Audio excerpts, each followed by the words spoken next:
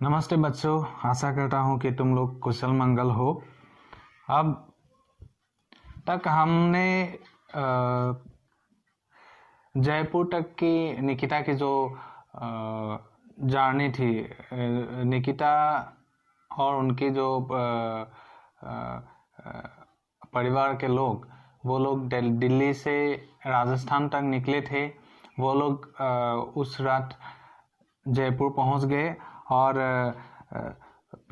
अगले ही दिन वो लोग जयपुर देखने के लिए निकले और वहाँ जंतर मंतर और आमेर का किला, सिटी पैलेस, हवा महल आदि करके जितना भी प्राचीन इमारतें थे, सब इमारतें देख लिया। और हमारी अगली निकिता के पहले अगली उन लोगों की यात्रा उदयपुर के लिए थी। हमारी अगली यात्रा उदयपुर के लिए थी। अनुपम प्राकृतिक सौंदर्य से भरपूर उदयपुर देशी एवं विदेशी पर्यटकों के आकर्षण का प्रमुख केंद्र है। शायद यही कारण है कि उदयपुर को पूर्व का वेनिस, झीलों की नगरी, राजस्थान का कश्मीर आदि नामों से भी जाना जाता है।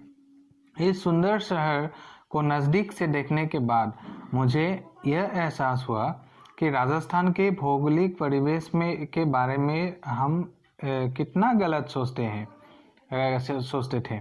यहाँ घूमते हुए हमने नगर की सबसे ऊंचे स्थान पर स्थित राजमहल को देखा, जो काफ़ी भव्य और विशाल है।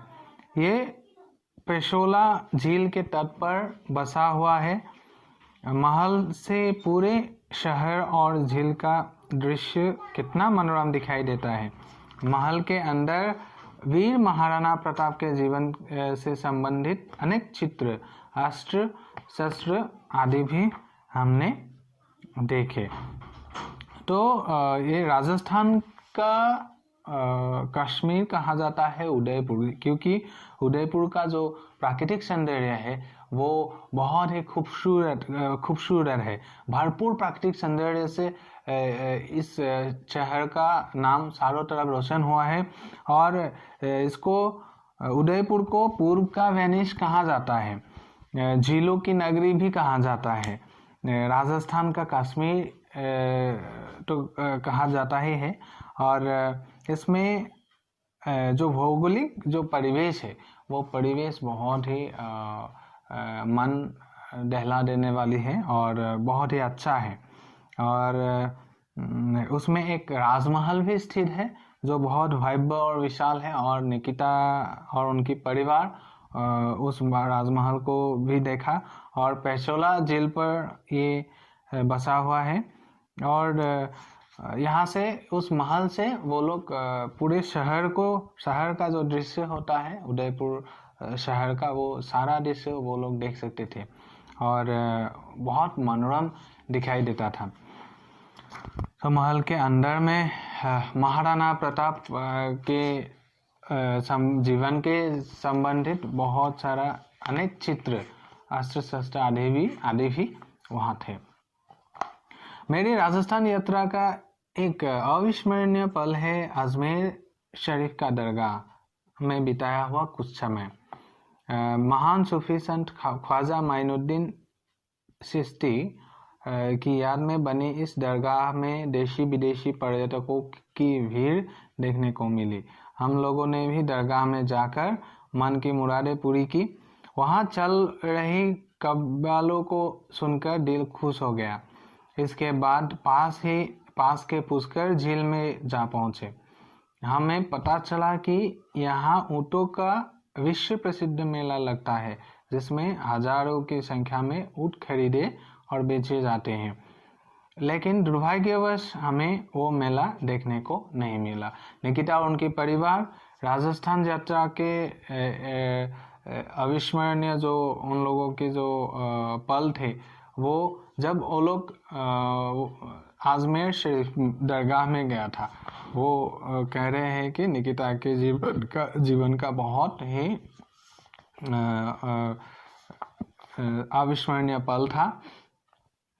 ये जो दरगाह सूफी संत ख्वाजा मोइनुद्दीन चिश्ती की याद में बनाई गई थी। और यहाँ विदेशी पर्यटक बहुत जाते हैं और वहाँ कव्वाली चल रही होती है, हर समय वहाँ कव्वाली चल रही होती है। और वहाँ पुष्कर झील नामक एक झील भी है और वहाँ भी वो लोग गए। और उसके बाद वहाँ एक बड़ी ऊँटों का एक विश्व प्रसिद्ध एक मेला होता है, लगता है। लेकिन जिस दिन वो लोग गए, निकिता और उनके परिवार जिस दिन गए, उस दिन वो मेला नहीं लगा था और इसलिए उन लोगों को दुर्भाग्यवश से उन लोगों को वो मेला देखने को नहीं मिला।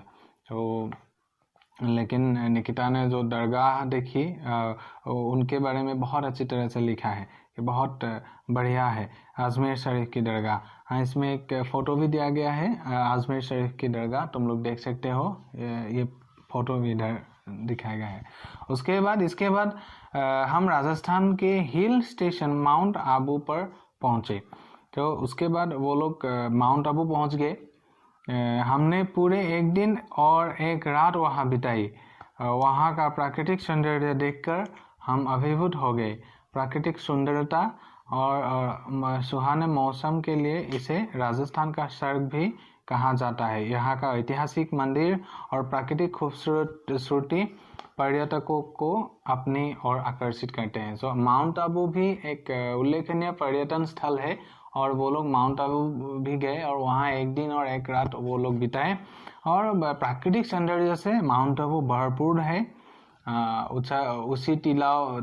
ऊंची हिल स्टेशन है, पहाड़ है वहाँ, और राजस्थान का स्वर्ग के नाम से भी जाना जाता है। और मौसम भी बहुत खूबसूरत होता है, बहुत अच्छा होता है यहाँ। तो ये एक ऐतिहासिक मंदिर भी है। यहाँ का ऐतिहासिक मंदिर और प्राकृतिक खूबसूरती पर्यटकों को अपनी ओर आकर्षित करते हैं। सो माउंट आबू में भी उनको बहुत आनंद मिला। पर्यटन के संदर्भ में राजस्थान का एक और महत्वपूर्ण आकर्षण है जैसलमेर शहर। तो जैसलमेर शहर भी एक उल्लेखनीय एक शहर है राजस्थान का, और वो लोग वहाँ भी गए। अपनी यात्रा का असली आनंद तो हमने यही उठाया। यहाँ हमने देखा कि शहर के सारे प्राचीन भवन पीले भूरे रंग के पत्थरों से बने हैं, इसलिए यह शहर राजस्थान का स्वर्ण शहर भी कहलाता है। यह क्षेत्र विशाल थार मरुस्थल का एक बड़ा भाग है, जिसके कारण यहाँ केवल रेत ही रेत दिखाई देता है। पूरे इलाके में विभिन्न आकार प्रकार के बालू के ऊंचे टीलों का विशाल सागर सा दिखाई देता है। रेत के टीलों का यह अथाह सागर राजस्थान का असल एहसास करवाता है। सूर्यास्त के समय यहाँ काफ़ी खूबसूरत नज़ारा होता है। इस विशाल रेगिस्तान में सभी पर्यटक ऊँट की सवारी का आनंद अवश्य उठाता है। जो पर्यटन के संदर्भ में राजस्थान का जैसलमेर शहर भी बहुत महत्वपूर्ण शहर है, क्योंकि अगर वहाँ कोई जाए तो वहाँ उन लोगों को थर मरुस्थल का जो रेत मरुस्थल का विशाल एक भाग वहाँ देखने को मिलता है। और इसे स्वर्ण शहर भी कहलाता है। जैसलमेर शहर को स्वर्ण शहर भी कहलाता है, क्योंकि यहाँ के जितने भी भवन हैं, प्राचीन भवन हैं, उन भवनों पर पीले भूरे रंग का रंग किया गया है। और चारों तरफ बालू ही बालू है, यानी रेत ही रेत है। और ऊंचे टीले रेत का ही टीला दिखाई देता है। और राजस्थान का जो थर मरुस्थल है, उनका जो एहसास जैसलमेर शहर में ही तुम्हें देखने को मिलेगा। सो सूर्यास्त के समय जब सूर्यास्त होता है तो एक खूबसूरत नज़ारा देखने को मिलता है। और क्योंकि मरुस्थल है तो वहाँ जाहिर है कि ऊँट की सवारी करने का सुविधा भी मिलेगा, तो उनका आनंद भी पर्यटक उठा सकते हैं। ऊँट की सवारी का जो आनंद है वो भी उठा सकते हैं। तो निकिता और परिवार ने भी वो आनंद उठाया। हमने भी ऊँट की सवारी का आनंद उठाया। शुरू में तो इतने ऊंचे ऊँट की पीठ पर चढ़ते हुए मुझे बहुत डर लग रहा था, मगर साहस करके एक बार चढ़ने के बाद जब ऊँट अपनी लचक कर लंबी गर्दन हिलाते हुए रेत पर चलने लगा तो मुझे बड़ा मजा आ रहा था। ऊँट की सवारी करते हुए मुझे लग रहा था मानो मैं युद्ध में जा रही कोई राजपूत वीरांगना हो। उस क्षण को याद करके मैं अब भी रोमांचित हो जाता हूँ। तो यहाँ निकिता ने बोला है कि ऊँट की सवारी जब वो लोग ऊँट की सवारी का आनंद उठा रहे थे तो शुरू में उन्हें बहुत डर लग रही थी। इतनी ऊंची एक जानवर और उसकी पीठ में उठना वो थोड़ा डर सी लगी थी उनको। लेकिन बाद में जब साहस जताकर वो जब वहाँ उठा, लचक कर गर्दन हिला के ऊँट बहुत ऊंचा है क्योंकि वो लचक कर उठ गया और चलने लगा, तो बहुत मजा आया था उनको। तो निकिता को बहुत मजा आया ऊँट की सवारी करते हुए और ऐसा लगा कि मैं राजपूत वीरांगना हूँ और मैं ऊँट में सवारी करके युद्ध की भूमि में जा रहा हूँ, ऐसे महसूस हुआ। सो निकिता को बहुत अच्छा, बहुत आनंद उठाया और रोमांचित हो जाते हैं जब निकिता को ये याद दिलाते हैं। यात्रा में हमें राजस्थान के प्रसिद्ध नृत्य घूमर, जो उत्सवों के अवसर पर महिलाओं द्वारा किया जाता है, देखने को मिला। साथ ही कठपुतली की कला भी देखने को मिली, जिसमें हमें बहुत ही आनंद आया।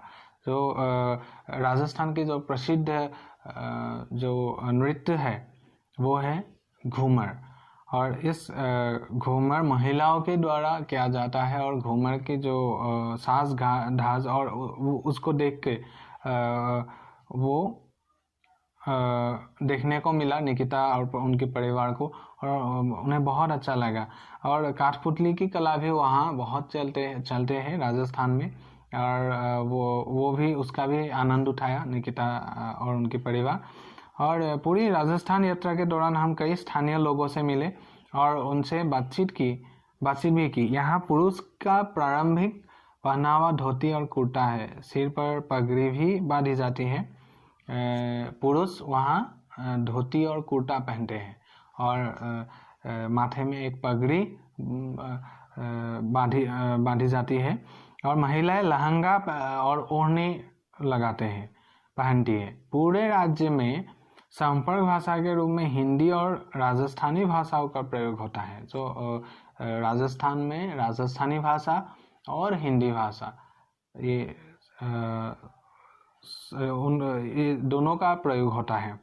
और हिंदी समझने और बोलने वाले लोग पूरे राज्य में कभी भी अपने को अजनबी महसूस नहीं करने देते। अगर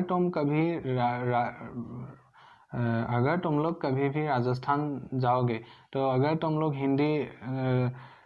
हिंदी में तुम लोगों को कोई दिक्कत नहीं है तो तुम लोग अच्छी तरह से उन लोगों के साथ बातें भी कर सकोगे, वहाँ का जो स्थानीय लोग है, और तुम्हें कोई दिक्कत नहीं होगी। यात्रा के दौरान हमने शाकाहारी स्वादिष्ट भोजन के स्वाद का भरपूर आनंद उठाया। और शाकाहारी है राजस्थान के लोग, ज़्यादातर लोग, और शाकाहारी मतलब जो ये जो सब्जियां होते हैं, सब्जियां खाते हैं, ऐसे मांस और ये जो मछली नहीं खाते हैं वो लोग। शाकाहारी भोजन तो हर पल स्वादिष्ट ही होता है, तो उनका भरपूर आनंद उठाया उन लोगों ने। वहाँ के लोगों से मिलकर मुझे लगा कि वे काफ़ी मिलनसार और अतिथिपरायण होते हैं। वो राजस्थान के जो लोग हैं वो लोग काफ़ी अतिथिपरायण हैं और मिलनसार भी है। सम्मिलन के साथ वो लोग रहकर उन लोगों को खुशी मिलती है। रेगिस्तानी इलाके में बरसात बहुत कम होती है और यहाँ पानी भी सहज ही उपलब्ध नहीं होता। गर्मी के मौसम में तापमान भी काफ़ी अधिक हो जाता है, लेकिन राज्य के दूसरे हिस्से में मौसम सामान्य रहता है। यह एक अति मनोरम और विविधताओं से भरा हुआ राज्य है। जो यहाँ रेगिस्तानी इलाके में तो बरसात होती ही नहीं है, बहुत कम होती है। और पानी की जो कमी राजस्थान में बहुत होते हैं।